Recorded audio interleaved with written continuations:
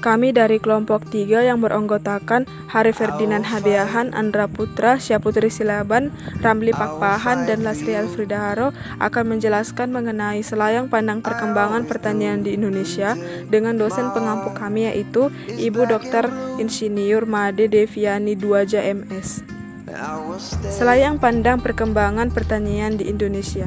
Selayang pandang adalah sekilas pandang, sekilas melihat, melihat sekejap atau memandang sekejap. A. Sejarah pertanian Indonesia. Masa penjajahan Belanda. Pada tahun 1830, pada saat pemerintah penjajah hampir bangkrut setelah terlibat perang Jawa terbesar, yaitu Perang Diponegoro yang berkisar pada tahun 1825 sampai 1830, Gubernur Jenderal Judo mendapat izin khusus melaksanakan sistem tanam paksa atau kultur stelsel dengan tujuan utama mengisi kas pemerintahan jajahan yang kosong atau menutup defisit anggaran pemerintah penjajahan. Pada masa penjajahan Jepang, setelah menduduki Indonesia, Jepang melihat bahwa produksi beras tidak akan mampu memenuhi kebutuhan. Oleh karena itu, perlu dilakukan perluasan areal persawahan guna meningkatkan produksi beras. Meskipun demikian, produksi pangan antara tahun 1941 sampai 1944 terus menurun. Selayang pandang perkembangan pertanian di Indonesia. Pertanian merupakan kebudayaan yang pertama kali dilakukan oleh manusia sejak kelangsungan hidup menjadi susah akibat semakin menurunnya sumber pangan di alam bebas yang terus-menerus dimanfaatkan oleh manusia tanpa adanya budidaya dan pertambahan manusia yang semakin meningkat. Pertanian di Indonesia berkembang sesuai dengan pengetahuan masyarakat. Bercocok tanam secara berpindah-pindah yang pertama kali dilakukan.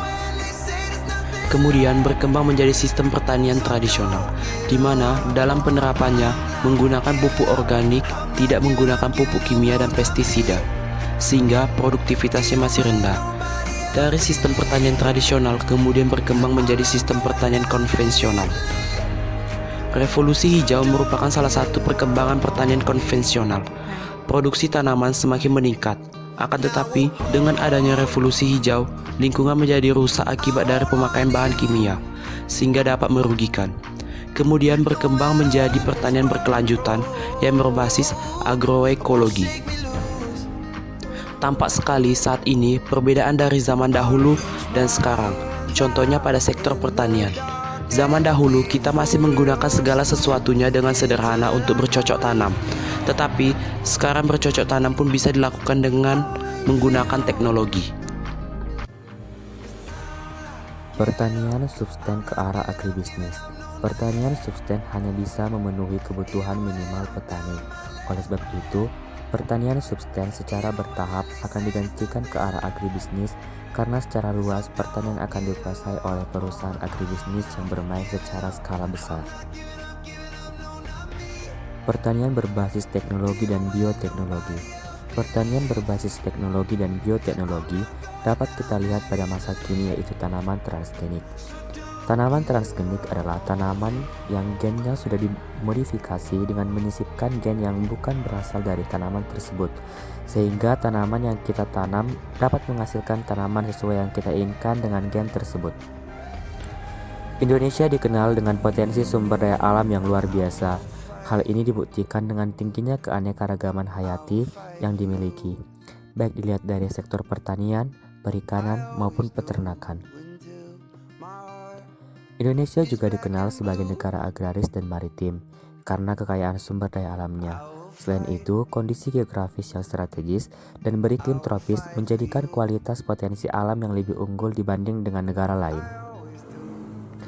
Potensi ini harus bisa dimanfaatkan secara optimal untuk menjadikan Indonesia maju, terutama dari sektor yang dekat dengan sumber daya alam yaitu pertanian.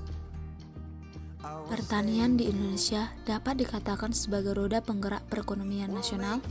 Selain menghasilkan bahan pangan untuk memenuhi kebutuhan masyarakat, pertanian juga sedang menjadi prioritas untuk ditingkatkan produktivitasnya. Saat ini, sektor pertanian di Indonesia dari sisi produksi merupakan sektor kedua paling berpengaruh terhadap pertumbuhan ekonomi nasional setelah industri pengolahan. Posisi sektor pertanian masih di atas sektor lainnya, seperti perdagangan maupun konstruksi. Pada triwulan 2 2017, sektor pertanian terus memberi kontribusi positif untuk perekonomian di Indonesia. Kondisi ini tak lepas dari roadmap pertanian yang sudah disusun pemerintah untuk menjadikan Indonesia sebagai lumbung pangan dunia tahun 2045. Kondisi pertanian sampai saat ini, Indonesia masih berusaha dalam meningkatkan produktivitas sektor pertaniannya, terutama tanaman pangan. Hal ini dilakukan untuk mendukung swasembada pangan berkelanjutan yang dilakukan melalui peningkatan produksi beras nasional. Pada tahun 2017, produksi padi nasional mengalami pertumbuhan 2,56% dibanding tahun sebelumnya. Produksi jagung juga meningkat 18,55%. Peningkatan ini bisa terjadi karena terus dikembangkannya sistem irigasi untuk sawah-sawah yang ada sehingga tidak lagi menjadi sawah tak ada hujan. Dari data terakhir, persentase luas lahan sawah irigasi sudah mencapai 58,41% atau sekitar 4,78 juta hektar pertanian dan sisanya masih berupa sawah non-irigasi. Pertanian Indonesia saat ini bisa dikatakan terus mengalami perkembangan. Namun, jika dilihat lebih dalam, tetap beberapa permasalahan yang terus menghambat. Salah satunya adalah penurunan tenaga kerja pertanian.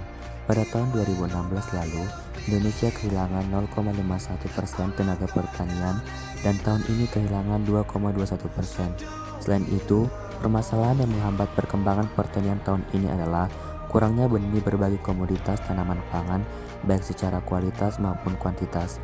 Sampai Oktober 2017, produksi benih pada hibrida mengalami penurunan hampir 40.000 ton dan padi hibrida hanya naik sekitar 15 ton. Melihat selayang pandang perkembangan pertanian di Indonesia, apakah pertanian Indonesia bisa maju? Tentu bisa. Dengan potensi yang dimiliki dan upaya serta strategi yang terus dibangun oleh pemerintah, pertanian Indonesia akan maju. Namun tentunya dengan saling bekerja sama secara kontinu, semua aspek yang berhubungan, mulai dari petani sampai dengan pembuat kebijakan itu sendiri. Selain itu, dengan melihat prestasi sektor pertanian tahun ini, dalam suksesnya Swasembada Beras menunjukkan perkembangan pertanian maju. Usaha untuk memajukan pertanian Indonesia terus dilakukan. Untuk menghadapi permasalahan yang menghambat, pada tahun ini pemerintah fokus dalam membangun jaringan irigasi. Hal ini dilakukan untuk meningkatkan produksi padi dengan meningkatkan intensitas pertanaman dan luas areal tanam. Sasaran pembangunan irigasi ini mencapai 100.000 hektar. Selain itu, pemerintah juga selalu melakukan inovasi untuk mendukung petani sebagai pelaku utama dalam mendongkrak produktivitas pangan nasional, seperti menciptakan varietas unggulan, metode budidaya, maupun penanganan hama. Inovasi lain adalah melakukan terobosan dengan menjaga luas tanam bulanan padi.